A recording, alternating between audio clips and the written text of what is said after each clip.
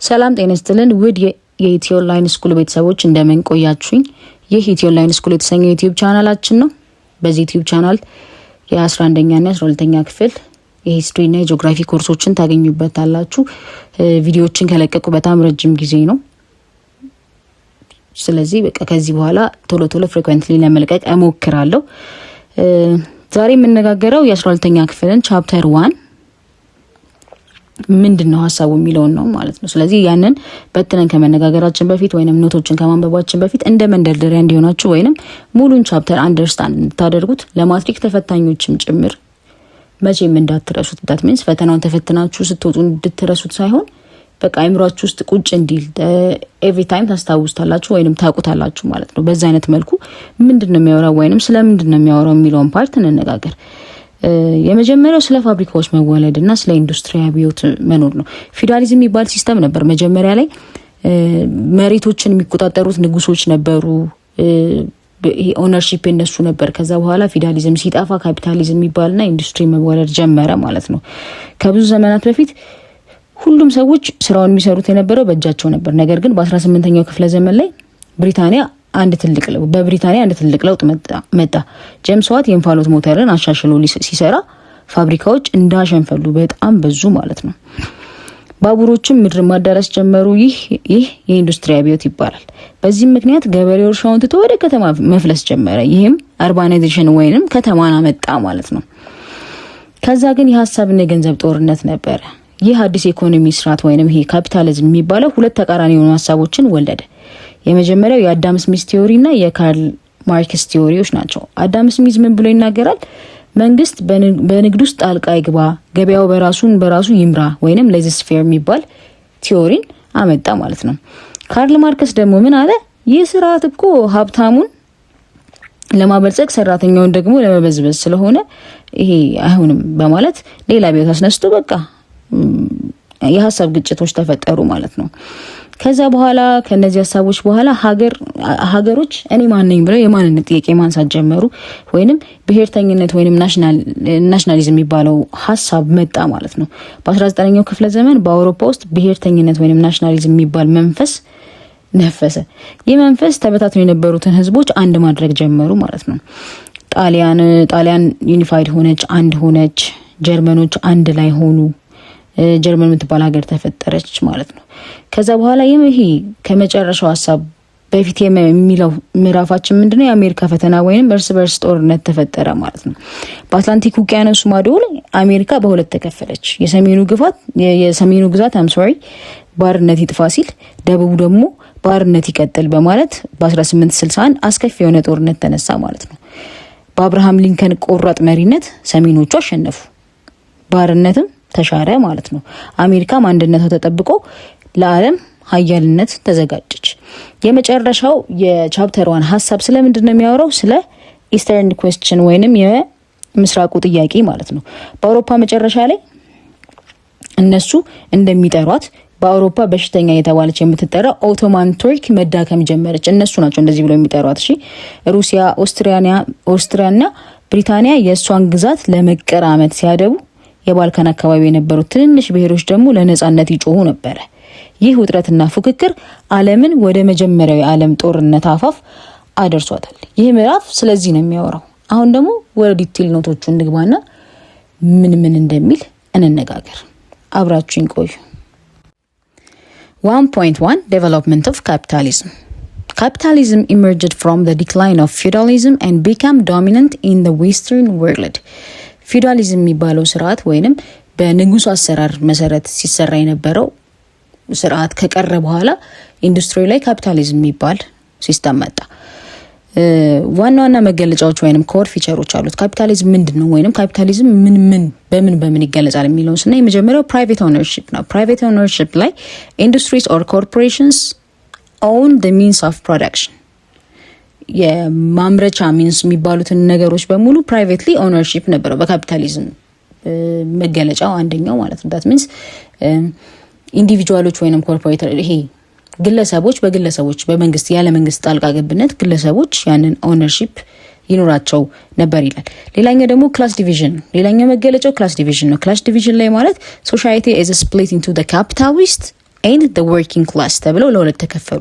ካፒታሊስት የሚባሉት ስራውን የሚያሰሩት ሰዎች ናቸው እና working class ወይንም ፕሮላቴሪያል የሚባሉት ደግሞ ጉልበታቸውን የሚሸጡት ወይንም ሌበሮቹ ሰራተኞቹ መጡ ማለት። ስለዚህ ሌላኛው ደግሞ መገለጫው ምንድነው? ክላስ ዲቪዥንን ፈጥሯል።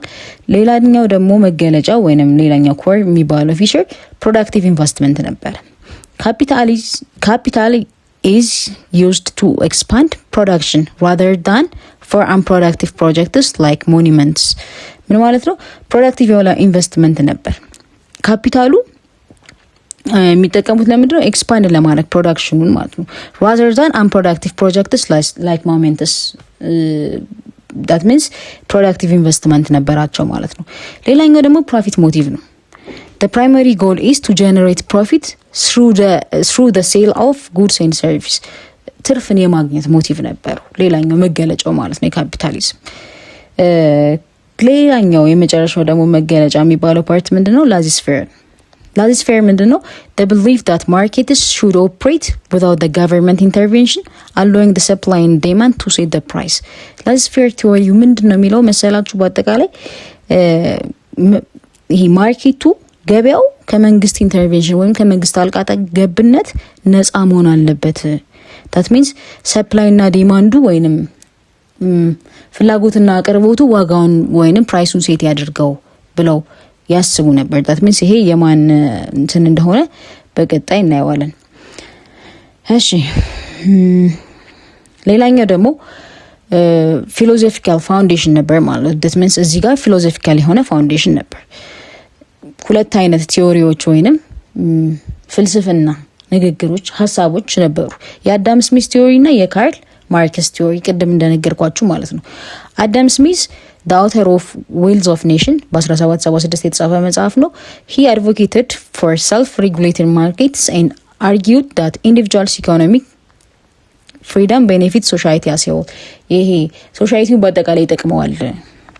ኢንዲቪጁዋል ከተጠበቀላቸው ሀሳባቸው ከተጠበቀላቸው ኢንዲቪጁዋል እንደ ሶሳይቲ ይጠቅማል። መንግስት ጣልቃ መግባት የለበትም፣ ነፃ መሆን ያለበት ሲስተሙ ብሎ ሲናገር፣ ካርል ማርክስ ደግሞ የሱን ተቃራኒ ሀሳብ ይዞ ስለምን ያወራል? ይሄኛው ሀሳብ ይበዘብዛል፣ ህብረተሰቡን ይበዘብዛል ወይንም the labor የሚባሉትን ፓርቶች የሚሰሩትን ፓርቶች ይበዘብዛል ይላል። that means እስኪኛው ካርል ማርክስ developed Marxian economics as a critique. He argued that capitalism exploits the surplus value of laborዎችን ይበዘብዛል ብሎ ያስብ ነበር and predicted an inevitable class war where the proletariat would overthrow the system። ስለዚህ ቀስ ብለው ፕሮሌታሪያሎች ሲስተሙን ኦቨርትሮ ያደርጉታል የሚል ሀሳብ ነበረው ማለት ነው። ቀጣይ 1.2 ላይ ስለ ምን እናያለን? ስለ ኢንዱስትሪያል ሪቮሉሽን ከ1750 እስከ 80 እስከ 1850 ድረስ የነበረ ሪቮሉሽን ነበር። the industrial revolution was the first establishment of industrial capitalism beginning in Great Britain። ቅድም እንደነገርኳችሁ ኢንዱስትሪያል ሪቮሉሽን የመጣው ከግሬት ብሪተን ነው ማለት ነው። ዋናዎቹ ትራንስፎርሜሽን የሚባሉት ምንድናቸው?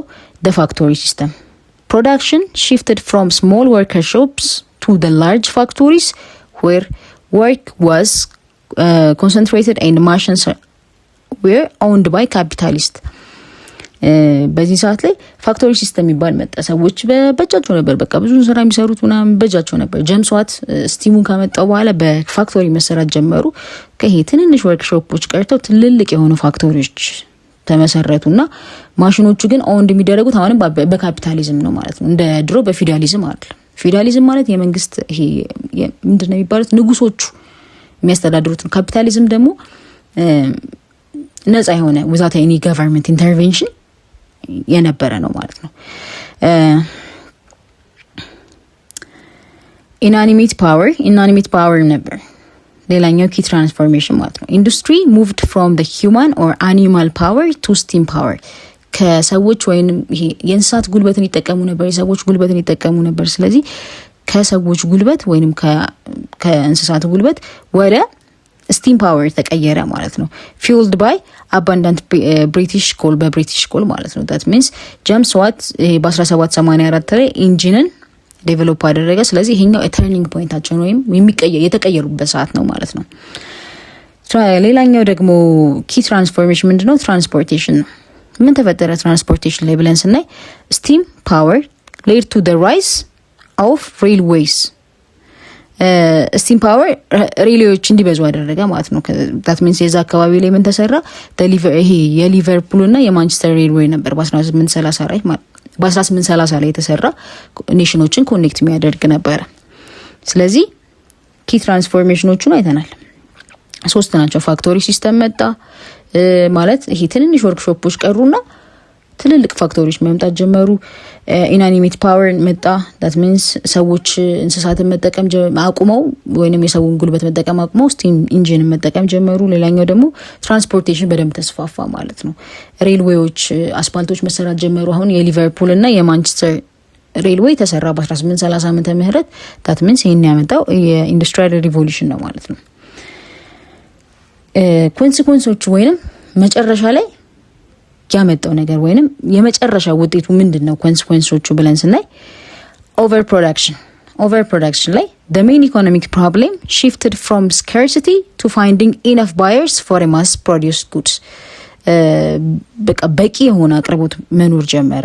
በፊት ስኬርሲቲ ነበር፣ በጣም ጥረት ነበር። ምክንያቱም ሰዎች በእጃቸው ነው የሚሰሩት፣ የእንስሳ ጉልበትን ተጠቅመው ነው የሚሰሩት ወይም የሰዎችን ጉልበት ተጠቅመው ነው የሚሰሩት። ዳት ሚንስ በጣም አድካሚ ነበር የሚሆነው። ስለዚህ ብዙ ማምረት አይችሉም ነበር። ስለዚህ ዳት ሚንስ ይሄ ኢንዱስትሪያል ሪቮሉሽን ከመጣ በኋላ የመጀመሪያ ኮንሲኩዌንስ የሚባለው ኦቨር ፕሮዳክሽን ወይንም በቂ የሆነ ምርት መመረት ጀመረ። ሌላኛው ደግሞ አርባናይዜሽን መጣ። አርባናይዜሽን ላይ ማሲቭ ፖፑሌሽን ሽፍትድ ኦከርድ ፍሮም ዘ ካንትሪሳይድ ቱ ዘ ሲቲስ ቱ ፋይንድ ፋክቶሪ ወርክ። ቅድም እንደነገርኳችሁ ማለት ነው ከተማነት መጣ ማለት ነው። ስራ ለማግኘት ብለው ከገጠሩ ክልል ወደዚህ መምጣት ጀመሩ ሁሉም። ዳት ሚንስ ቀስ ያለ ከተማ መፈጠር ጀመረ ማለት ነው። ሌላኛው ኮንሲኩዌንሱ ነው። ሌላኛው ደግሞ የክላስ ኮንሲኩዌንስ ቅድም እንደተነጋገር ነው ማለት ነው። the growth of industrial proletariat led to the rise of socialist doctrines and political parties. የክላስ ኮንሲኩዌንሶች ተፈጠሩ። የኢንዱስትሪያል ፕሮሌታሪያት ዳት ሚንስ እነሱ ማለት ይሄ ወርኪንግ ክላሶቹ ሶሻሊስትን አስነሱ። ፖለቲካል የሆነ ፓርቲዎች ተፈጠሩ ማለት ነው። እሺ ኢምፔሪያሊዝም፣ ሌላኛው ደግሞ ኢምፔሪያሊዝም የሚባለው ሀሳብ መጣ። ምንድነው እሱ ብለን ስናየው the gap between western and non-western power widened. የዌስተርኑ ፓርት እና ዌስተርን ያልሆነው ፓርት ዓለም ላይ ያሉት በጣም ጋፓቸው በጣም ሰፋ። leading the western states to seek new sources of raw material and market. ስለዚህ raw material ጥሬ ዕቃዎችን እና ማርኬቱን ለመፈለግ ወደኛ መምጣት ነበረባቸው። በጣም ጋፓችን ሰፋ ማለት ነው። እሺ ከዛ በኋላ ምን ተፈጠረ የሚለውን ሀሳብ ስናየው ናሽናሊዝም የሚባል ቲዮሪ መጣ፣ ወይንም ብሔርተኝነት የሚባለው ቅድም እንደተነጋገር ነው ማለት ነው። የማንነት ጥያቄ መጣ። እኔ ማን ነኝ?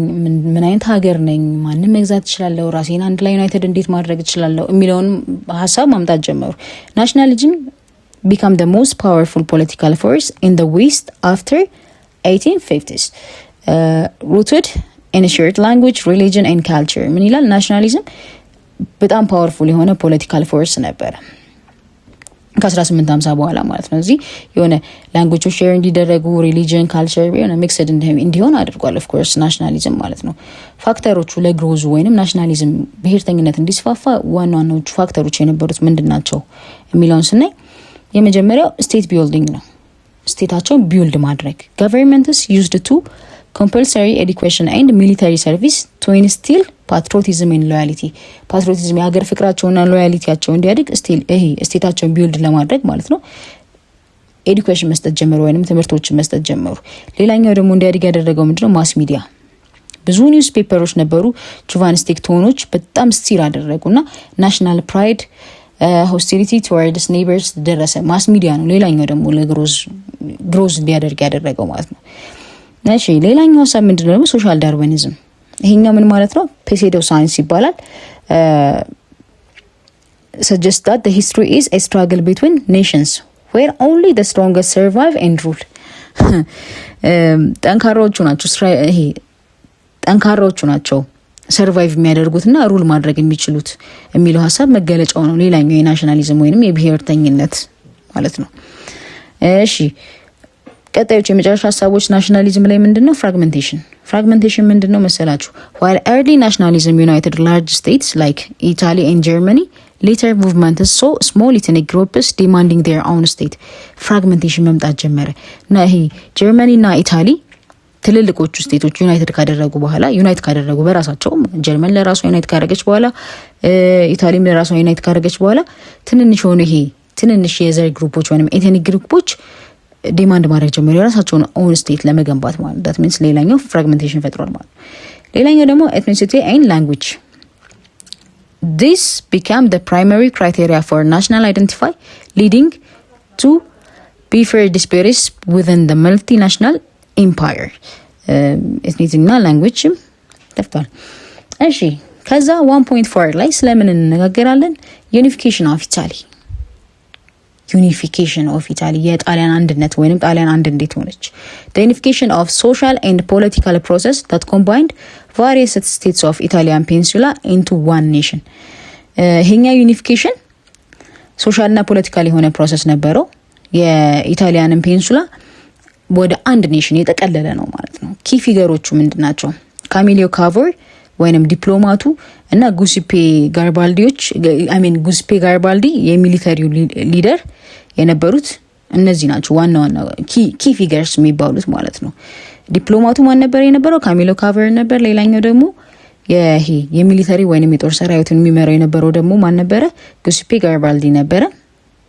በምን እናውቀዋለን? በጎሬላ ዋርፌል ስኪሉ በጣም የታወቀ ሰው ነበረ። ፕሮሰሱ እንዴት ነበረ? ዩኒፊኬሽን ኦፍ ኢታሊ ወይንም እንዴት ዩኒፋይድ ሆነች የሚለውን ስናይ the movement concluded with the fall of Gaza in February 1861. Victor Emmanuel II assumed the title of King of Italy. ፕሮሰሱ እንዴት ነው የሚለው? ይሄ ጋዛ ፌል ካደረገ በኋላ በ1861 ላይ ቪክተር ኢማኑኤል ንጉስ ተደርጎ ተሾመ ማለት ነው። የጣሊያን የመጀመሪያው ንጉስ ተብሎ የተሾመው ማን ነው? ቪክተር ኢማኑኤል II። እሺ ኮምፖዚሽኑን ስናይ ሮም and ቬቲያ were added later። ቀጥለው ሮም እና ቬቲያንን አደረጉ ማለት ነው። ቬንቲያ was gained in 1866 after the Austro-Persian War። መቼ ያገኙት ቬንቲያን ብለን ስናይ ከ1866 በኋላ ነው። ከምን ጦርነት በኋላ ከአውስትሮ-ፐርሺያን ወር በኋላ ማለት ነው። and Rome became the capital in 1877። ከዛ በኋላ በ1870 ላይ ሮም ካፒታል ሆነች ማለት ነው። after the French troops withdraw የፍሬንች ትሮፖች ዊዝድሮ ከተደረጉ በኋላ በ1870 ላይ ሮም ካፒታሏ ሆነች ማለት ነው የጣሊያን። በጣም ቀላልና አጫጭር ሀሳቦች ናቸው። አንደርስታንድ በደንብ ታደርጉታላችሁ። ይሄ ነው ማትሪክ ላይም የሚመጣው። ኤቭሪ ፕሌስ ስትሄዱ ዲቴል የተጻፈውን ማንበብ ሳይሆን አንደርስታንድ ማድረግ ምን ያህል ያንን ነገር አንደርስታንድ አድርገዋለሁ የሚለውን እንድታዩበት ነው። እሺ ሌላኛው ደግሞ ዩኒፊኬሽን ኦፍ ጀርመኒ ወይንም የጀርመን መዋሃድ እንዴት ነው? The architect of German unification was Otto von Bismarck። ዋናው አርኪቴክት የነበረው ኦቶ ቫን ቢስማርክ ነው። who transformed a loose confederation of 39 states the band ይባላል into a single empire። 39 የነበሩትን ስቴቶች ወደ አንድ ሲንግል ኢምፓየር የቀየረው ማነው? ኦቶ ቫን ቢስማርክ ነበር ማለት ነው። ኦብስታክሎች ነበሩ፣ መሰናክሎች ማለት ነው። resistance from Austria which lead the ባንዱን ሌድ ያደረገው ማለት ነው። ሁሉም ባንዶቹን አንድ ላይ ሌድ ያደረጋቸው ምንድነው? ሬዚስታንስ ከአውስትሪያ የሚመጣው ሬዚስታንስ። ኢንዲፔንደንት ጀርመን ፕሪንስስ ሌላኛው ደግሞ ኢንዲፔንደንት የሆኑ የጀርመን ፕሪንሶች ወይም ልዑላን ነበሩ። and cultural differences between the north and the south። ካልቸራል ይሄ የባህል ልዩነት ነበር ሳውዝ እና ኖርዝ ላይ ማለት ነው። ይሄኛው ሌላኛው ኦብስታክል ነበር ዩኒፋይድ እንዳትሆን ማለት ነው። እሺ የቢስማርክ ስትራቴጂ እንዴት ነበር ሲነል ይሄን ስናይ ቢስማርክ ስትራቴጂ known as a political royalist he believed unification required military force። ዩኒፊኬሽን ወይም አንድነት ሚሊተሪ ፎርስን ይጠይቃል። ብለድ ኤንድ አይረን ተብሎ ይጠራል። በደምና በብረት የገነባናት ማለት ነው። he successfully conducted 3 military campaigns against Denmark, Austria and France 3 ካምፔኖችን ወይም ዘመቻዎችን አድርጓል። ማን ላይ? ዴንማርክ ላይ፣ አውስትራሊያ ላይ፣ ፍራንስ ላይ ማለት ነው። ዩኒፊኬሽን ኦፍ ጀርመኒ ከዛ በኋላ ምን ሪዛልት አደረገ ስንል the success of Persian army shifted German nationalism from liberal character to an authoritarian one under the Bismarck rule ማለት ነው። that means Persian army ይሄ ሰክሰስ ካደረገ በኋላ የፐርሺያን አርሚ ጀርመን ናሽናሊዝሞችን ከሊበራል ካራክተር ወደ አውቶሪታሪያን ካራክተር ሙቭ አደረጋቸው ማለት ነው። እሺ 1.6 ላይ the American Civil War የአሜሪካ ሲቪል ዋር ምንድን ነበር ሚሊዮን ፓርት እናያለን። ከ1861 እስከ 1865 የነበረ ነው። The conflict between the north and the southern states of the USA driven by deep-seated division. Primary causes ምንድን ናቸው? ወይም what's the primary cause? While many issues existed, slavery was the central factor that led the decision in the war. Slavery ወይም ባርነት መቆም አለበትና ባርነት መቆም የለበትም በሚሉ ለሁለት ተከፍሎ ነበር ማለት ነው። ምን አመጣ ታዲያ ይሄ ሲቪል ዋር? ምን አመጣ መጨረሻው ፓርት ላይ ስንል the victory of North permanently ended the issues of the state citizen and abolished slavery across the United States መጀመሪያ ላይ እንደነገርኳችሁ ማለት ነው። አብርሃም ሊንከን በጣም ጠንካራ ስለነበረ መጨረሻ ፓርት ላይ ኖርዞቹ አሸንፈዋል ማለት ነው። አቦሊሽ አደረጉ ወይም አስወገዱ። ይሄ ስሌቭ የሚባለውን ፓርት ወይም የባሪያ ሽያጭ የባሪያ ንግድ የሚባለውን ሙሉ ለሙሉ አቮይድ አደረጉ ማለት ነው። that is the American Civil War። ይሄ ነው ሀሳቡ። ሌላ ምንም አይነት አይዲያ የለውም። እሺ የመጨረሻው የቻፕተር 1 የመጨረሻ ፖይንታችን ምንድነው?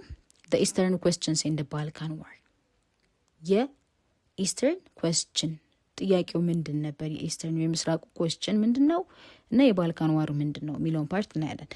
The Eastern question refers to the diplomatic problem of what would happen to Ottoman Empire as its power declined. Ottoman Empire ምንድነው የሚሆነው?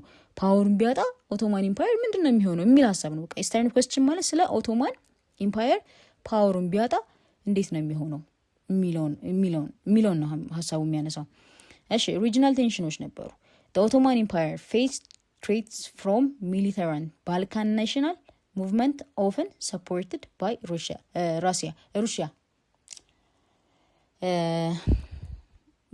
የሪጂናል ቴንሽኑ ምንድነው? the Ottoman Empire ከማን ትሬቶችን ፌስ አደረገ? ከባልካን ኔሽን ሙቭመንት ማለት ነው። እነሱ ደግሞ በሩሲያ ነበረ ሰፖርት ሲደረጉ የነበረው።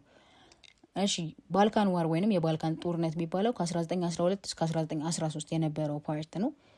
ሁለት ሰክሰሲቭ ሚሊተሪዎች ኮንፍሊክት አድርጓል ማለት that stripped the Ottoman Empire of nearly all its remaining European territory. that means ሁለት የሆኑ ሰክሰሲቭ ሚሊተሪ ኮንፍሊክቶች ነበሩ እዚህኛው ታይም ላይ ማለት ነው። the final spark ወይንም የመጨረሻው ፓርት ምንድነው? tensions between Austro-Hungary and Serbia peaked with the assassination of Archduke Franz ይሄንን በትክክል ካላልኩት Franz Ferdinand and